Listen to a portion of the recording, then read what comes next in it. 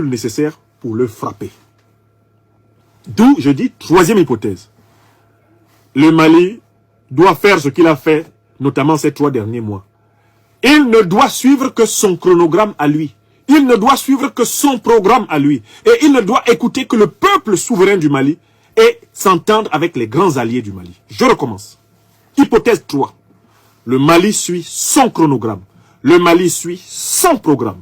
Le Mali s'entend avec ses alliés sûrs et le Mali avance. C'est la seule hypothèse dans laquelle le Mali peut s'en sortir devant les pièges que lui et moi et la CEDEAO vont lui tendre, sans oublier leurs maîtres otaniens, leurs maîtres occidentaux. Il s'ensuit que la levée de ces sanctions doit être l'occasion pour le Mali de continuer la marche vers son autonomie monétaire. Si le Mali s'amuse à reculer et à dépendre à nouveau de la Banque de France, il va le payer très cher. Si le Mali s'amuse à nouveau à reculer et à retourner devant la Banque mondiale, devant le Fonds monétaire international, baron, il faut nous prêter, maintenant on est redevenus normaux. Mais attention, si le Mali se Tshisekedi, c'est fini.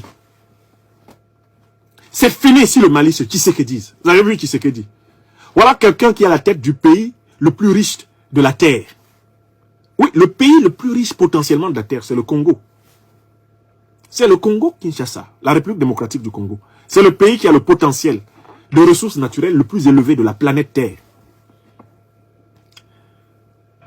Tshisekedi se lève, il accepte que la Banque mondiale, le FMI, lui prête 300 millions de dollars environ. 300 millions de dollars. Il va rembourser avec intérêt. Il va rembourser avec les richesses du Congo.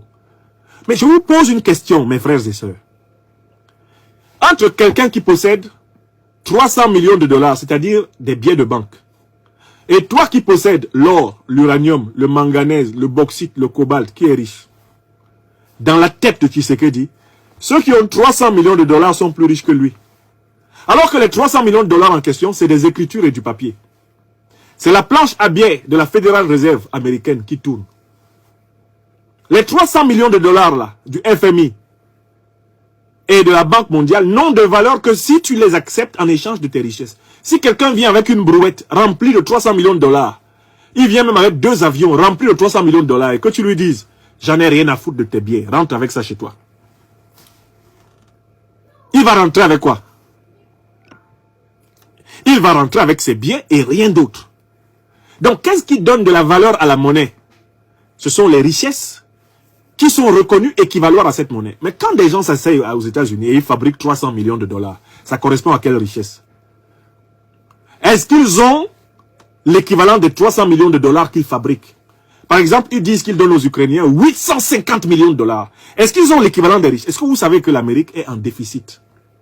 Est-ce que vous savez que la dette américaine est supérieure au produit intérieur brut américain?